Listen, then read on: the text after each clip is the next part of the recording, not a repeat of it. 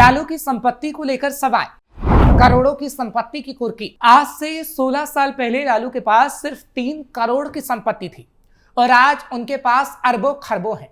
लेकिन ऐसा कैसे हो गया और इन 16 सालों में लालू के पास इतनी संपत्ति आई कहां से? क्या ये घोटाला कर आई या फिर बड़ा भ्रष्टाचार कर? आज यही सवाल हर कोई पूछ रहा है और हम भी इस सवाल को बेबाकी से पूछेंगे। अगर ये संपत्ति काली कमाई है तो क्या इसकी कुर्की भी होगी? ये भी सवाल है, क्योंकि राजनीतिक गलियारों में लालू की संपत्ति को लेकर हंगामा मचा है। नमस्कार, कैपिटल टीवी का खास शो बेबाक सवाल देख रहे हैं आप। मैं हूं आपके साथ हर्ष भारद्वाज। बिहार के पूर्व मुख्यमंत्री और एमएलसी राबड़ी देवी ने अपनी संपत्ति का ब्यौरा अभी तक सार्वजनिक नहीं किया है। हालांकि लालू यादव और उनके परिवार के पास करोड़ों रुपए की दौलत है। लालू यादव ने सन 2009 के लोकसभा चुनाव जो हलफनामा दाखिल किया गया था, उसके मुताबिक तब उनके पास 3 करोड़ 20 लाख रुपए की संपत्ति थी। लालू यादव की पत्नी राबड़ी देवी की वर्तमान संपत्ति का विवरण किसी तकनीकी कारण से विधान परिषद के पोर्टल पर दिखाई नहीं दे रहा है।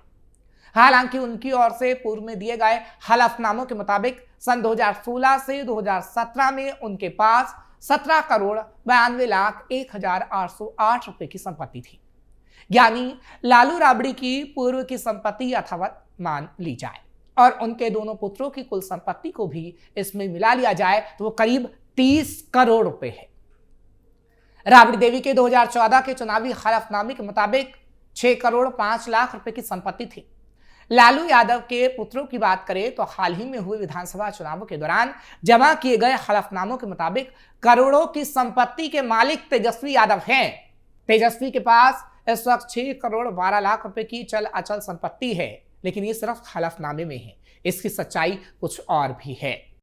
लालू की बेटियां भी करोड़ों की मालिक। लालू परिवार के मुकाबले लालू की बेटियों की दौलत भी कम नहीं है। सन 2024 में उनकी बेटी रोहिणी आचार्य ने चुनावी हलफनामा दायर किया था, जिसमें उनकी संपत्ति 16 करोड़ रुपए की घोषित की गई थी। मीसा भारती के पास 70 लाख की संपत्ति बताई गई। लोकसभा चुनाव में लालू यादव की ओर से चुनाव आयोग के पास दाखिल किए गए हलफनामों के मुताबिक सन 2004 में उनके पास 47 लाख 68,340 रुपए की संपत्ति थी। इसके 5 साल बाद सन 2009 में उनकी दौलत 87 लाख से बढ़कर 3 करोड़ 20 लाख 94,786 रुपए हो गई। मोटी पेंशन भी पाते हैं लालू यादव। ईडी ने लालू परिवार की तकरीबन 6 करोड़ की संपत्ति सीज की थी। ईडी के मुताबिक लालू परिवार के पास 600 करोड़ रुपए से ज्यादा की आपराधिक आय है, जिसमें बेनामी संपत्तियां भी शामिल है, जिसकी जांच अभी तक हो रही है और जांच के बारे में हम आगे भी आपको बताएंगे। दरअसल लालू यादव को बिहार को पूर्व मुख्यमंत्री की पेंशन के रूप में करीब 75,000 रुपए प्रति माह मिलते हैं। वो कई बार सांसद भी रहे हैं। उन्हें पूर्व सांसद की भी करीब 50,000 रुपए पेंशन मिलती होगी।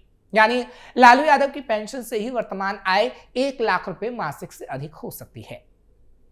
माना जाता है कि लालू यादव के पास अकूत दौलत है।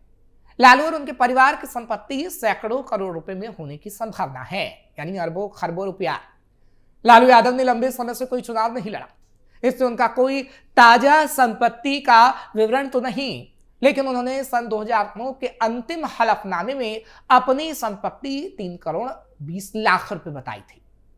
ये राशि यथावत तो नहीं ही होगी, इसमें बढ़ोतरी हुई है और जिस तरह से उनकी संपत्ति बढ़ रही है वो सवालों के घेरे में भी है, क्योंकि उनकी संपत्ति तेजी से बढ़ी और अब इसी पर राजनीतिक सरगर्मियां बढ़ गई हैं और इसकी जांच की मांग भी तेज हो गई है।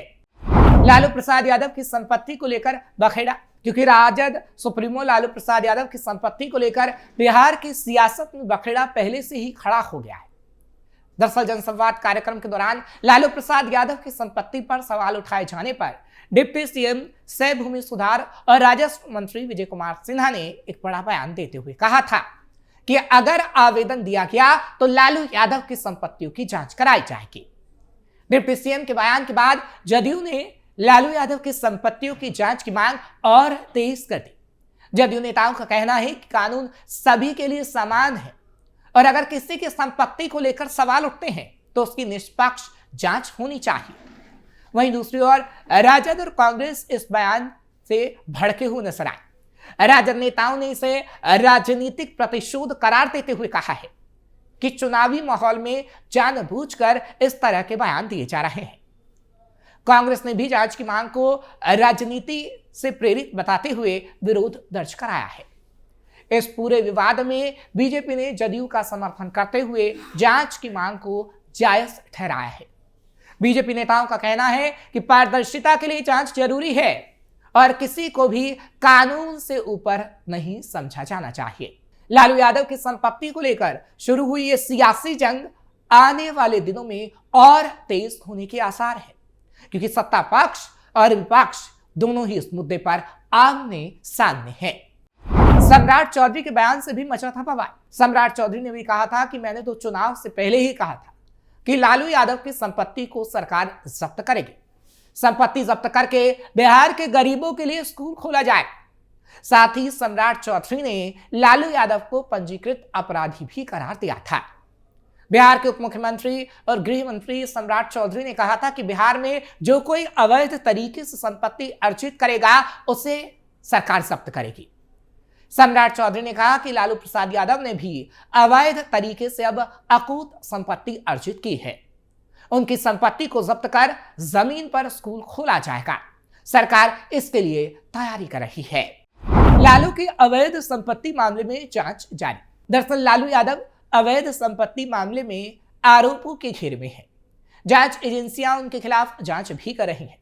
बिहार में एनडीए की सरकार ने लालू प्रसाद यादव द्वारा अर्जित अवैध संपत्ति को जब्त करने की तैयारी भी कर ली है। जब्त संपत्ति में शिक्षण संस्थान खोलने की योजना है। जमीन के बदले नौकरी मामले में प्रवर्तन निदेशालय के द्वारा लगातार कार्रवाई भी की गई है। बेनामी संपत्ति मामले में राजद प्रमुख लालू प्रसाद और उनके परिवार के खिलाफ आयकर विभाग की तरफ से मामला दर्ज है और 2017 से ही इसकी जांच हो रही है। इस क्रम में 14 जुलाई 2017 को पहला नोटिस जारी किया गया था, जिसमें पटना में मौजूद 9 बड़े प्लाट और 6 फ्लैट को जब्त करने का अंतरिम आदेश जारी किया गया था। जांच में करीब 10 छोटे प्लॉट का पता चला था। ये सभी प्लॉट पटना और उसके आसपास ही मौजूद थे। इस प्रॉपर्टी को भी पहले से जारी अंतरिम आदेश में जोड़ा गया, यानी 14 जुलाई वाले अंतरिम आदेश। जितनी संपत्ति के बारे में जिक्र किया गया था वो पूरी तरीके से अवैध बताई जा रही थी कि लालू ने अवैध तरीके से इन संपत्तियों को अर्जित किया है। फिलहाल ये तो पटना की बात थी, लेकिन दिल्ली और गुरुग्राम में भी लालू की काफी संपत्तियां हैं जो अवैध तरीके से अर्जित की गई है, जिनकी अभी जांच चल रही है। वहीं लालू प्रसाद यादव की बेटी सांसद मीसा भारती की नई दिल्ली में 4-5 बड़ी संपत्तियों को ईडी पहले ही जब्त कर चुकी है। मीसा के खिलाफ ईडी पीएमएलए के तहत और आयकर लालू प्रसाद के खिलाफ बेनामी या अवैध संपत्ति मामले में कार्रवाई कर रहा है। बेनामी या अवैध संपत्ति के मामले में लालू प्रसाद यादव के बेटे तेजस्वी यादव, बेटी चंदा के नाम भी शामिल हैं और उनके खिलाफ भी मामला दर्ज किया गया है, जिसके पास 5 फ्लैट और 5 छोटे प्लॉट हैं जो अवैध तरीके से अर्जित बताए जाते हैं। हालांकि इसके खिलाफ सबूत मिले हैं और इन सबूतों के आधार पर ही यह कार्रवाई लगातार हो रही है। जिस तरीके से हमने आपको बताया कि 2017 में पहली बार नोटिस जारी किया गया और लगातार अवैध संपत्तियों पर कार्रवाई की गई है, पर क्या वाकई लालू की अब इन संपत्तियों पर जो उन्होंने 16 साल में अर्जित की है, क्या वो वैध तरीके से की गई है या फिर अवैध तरीके से? इसकी जांच होगी, क्योंकि उप मुख्यमंत्री सम्राट चौधरी हो या फिर विजय सिन्हा इस बात को साफ तौर पर कह चुके हैं कि अब उसकी जांच होगी और उनकी संपत्ति की कुर्की होगी। फिलहाल आगे आने वाले समय में कब इसकी कुर्की होती है और क्या ये अरबों खरबों रुपया गरीबों के विकास के लिए लगाया जाता है, ये देखने वाली बात होगी। क्योंकि इतना तो तय है कि ये संपत्ति इतनी तेजी से आखिर कैसे बढ़ गई, ये सवाल तो पूछे जाएंगे। क्योंकि जिस तरीके से हमने आपको आंकड़ा दिया कि कैसे 16 साल पहले लालू ने बताया कि उनकी संपत्ति सिर्फ 3 करोड़ 20 लाख थी, लेकिन अब जब अरबों खरबों की संपत्ति उनके पास है तो इसकी जांच की मांग तेजी से हो रही है। सम्राट चौधरी और विजय सिन्हा की तरफ से पहले ही ये कहा जा चुका है कि इन संपत्तियों की जांच होगी, लेकिन अब कई और नेता भी इसकी जांच की मांग कर रहे हैं। फिलहाल अब देखने वाली बात होगी कि कितने दिनों में इसकी जांच होती है और क्या आरजेडी और क्या लालू यादव में और आरजेडी नेताओं में इसको लेकर घबराहट देखने को मिलती है। फिलहाल आपको खबर कैसी लगी कमेंट सेक्शन में जरूर बताएं। खबर को लाइक शेयर करें, कैपिटल टीवी को सब्सक्राइब करना मत भूलिएगा।